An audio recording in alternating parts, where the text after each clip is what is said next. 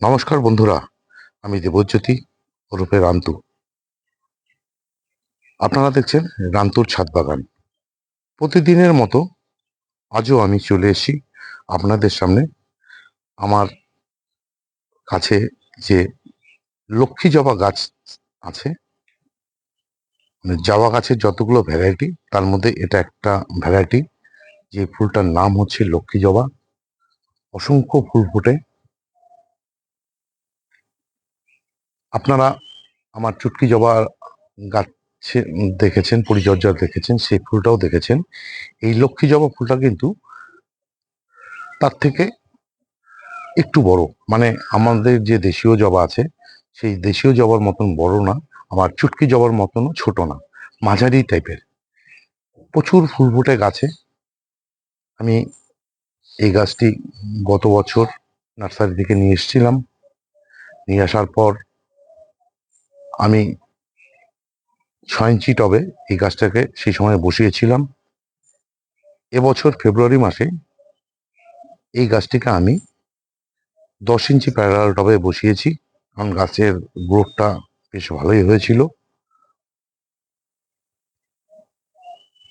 দেখুন বন্ধুরা, প্রতিটি ডালে কিভাবে ফুল এবং কুঁড়ি ধরে আছে। প্রতিদিনই প্রচুর ফুল ফোটে। আমার যত ধরনের জবা গাছ আছে, মানে দেশীয় কোয়ালিটি জবা গাছ, সেই জবা গাছের ফুল দিয়েই আমার বাড়ির পূজা হয়ে যায়। আজকে আপনাদের সামনে আমি এই যে আমার লক্ষ্মী জবা গাছ, এই লক্ষ্মী জবা গাছের কি পরিচর্যা করি সেটাই তুলে ধরবো। যদিও আমার কাছে যত রকমের জবা গাছ আছে সব গাছেই আমি একই পরিচর্যা করি, কোনো পার্থক্য থাকে না। তথাপি কিছু কিছু তো 19-20 হয়।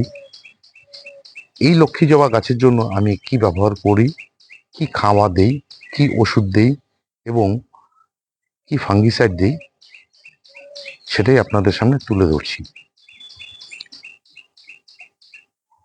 বন্ধুরা, আমি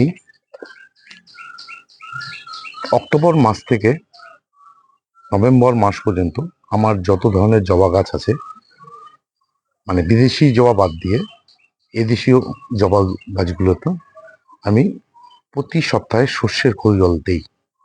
যেহেতু ডিসেম্বর জানুয়ারি মাস জবা গাছ ডরমেন্সিতে চলে যায়, মানে শীত ঘুমে চলে যায়। সুতরাং সেই সময় এই গাছগুলোতে, জবা গাছগুলোতে কোনো ধরনের খাবার দিতে হয় না।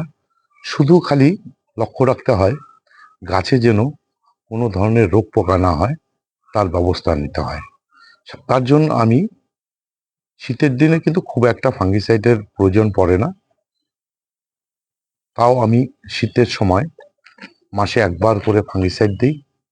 কিন্তু কীটনাশকটা কিন্তু আমি আমার যে জবা গাছগুলি আছে প্রতি সপ্তাহে কীটনাশক স্প্রে করে যাই।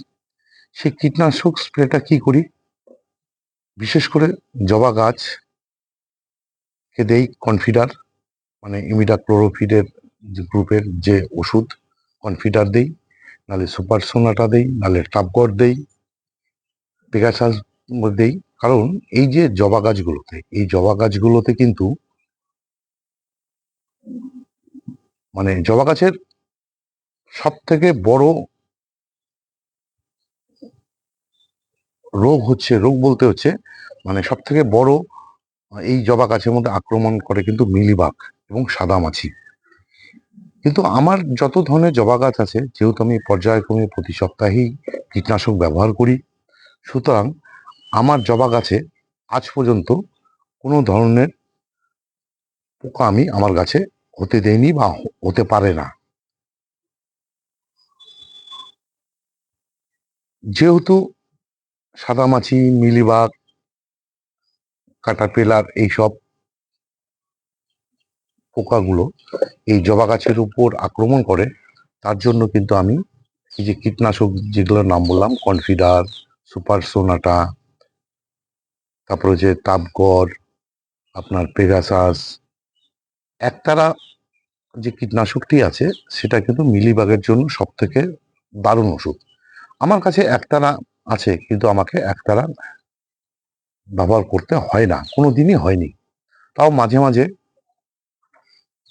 ভাবি যে একতারা দিব, যেহেতু পরে তারপর ভাবি যে না, যেহেতু আমার গাছে কোনো রোগ পোকা নেই, সুতরাং একতারাটা না দেওয়াটাই ভালো।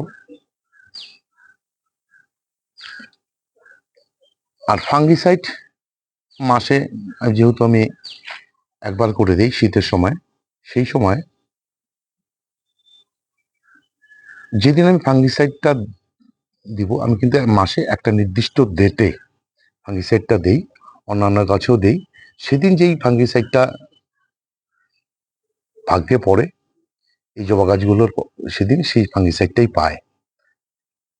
আর বর্ষার সময় আমি কিন্তু এই জবা গাছগুলোতে কোনো ধরনের নাইট্রোজেনযুক্ত খাবার দেই না। তথাপি যেহেতু টবের গাছ, অল্প একটু মাটিতে গাছ থাকে, যদিও বৃষ্টির জলে প্রচুর পরিমাণে নাইট্রোজেন পায়, মিনারেলস পায়, নিউট্রিয়েন্ট পায়, তথাপি আমি এই গাছগুলোতে মাসে দুবার 13-0-45 ব্যবহার করি। আপনাদের একটা কথা বলে রাখি, জবা গাছ কিন্তু ফসফরাস জাতীয় খাবার খুব একটা পছন্দ করে না। তাই 13-0-45 মানে যেই এনপিকেতে 13 ভাগ হচ্ছে নাইট্রোজেন, 0 ভাগ মানে ফসফরাস নেই, এবং 45 ভাগ হচ্ছে পটাশ থাকে। এই খাবারটি আমি মাসে দুবার দিই, মানে এই বর্ষার সময়। আর 0050 0050 কিন্তু আমি প্রতি সপ্তাহে ব্যবহার করি। তার মধ্যে 15 দিন অন্তর 0050-র সঙ্গে আমি ম্যাগনেসিয়াম সালফেট 2 গ্রাম মিশিয়ে গাছগুলোতে পার লিটার জলে মিশিয়ে গাছগুলোতে স্প্রে করে দিই। কারণ ম্যাগনেসিয়াম সালফেট যদি আমরা গাছের মধ্যে ব্যবহার না করি, তাহলে গাছের পাতা সুন্দর হবে না, সবুজ হবে না, এবং সালোক সংশ্লেষ প্রক্রিয়ায় ব্যাঘাত ঘটবে। তার জন্যই আমরা ম্যাগনেসিয়াম সালফেটটা 15 দিন অন্তর অন্তর এই গাছগুলোতে ব্যবহার করি। জবা গাছের মানে অন্যান্য জবা গাছের যা পরিচর্যা, এই লক্ষ্মী জবা গাছেরও একই পরিচর্যা। তার মধ্যে কিছুটা হেরফের করতেই হয়, ঘুরিয়ে ফিরিয়ে দিতেই হয়। যেমন ফুল আসার আগে 13-0-45টা বেশি ব্যবহার করি, এবং যখন ফুল হতে শুরু করে তখন কিন্তু 13-0-45টা কম ব্যবহার করি। তখন 0050টা আমরা বেশি ব্যবহার করি। আমরা বলতে আমি আর কি, আমি ব্যবহার করি। এই ছিল জবা গাছের, লক্ষ্মী জবা গাছের পরিচর্যা।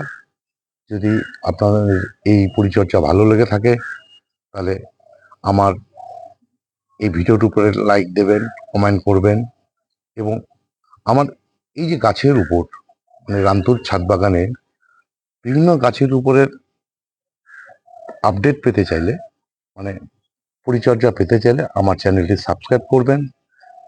ভালো থাকবেন, সুস্থ থাকবেন, সবুজের সাথে থাকবেন। ধন্যবাদ।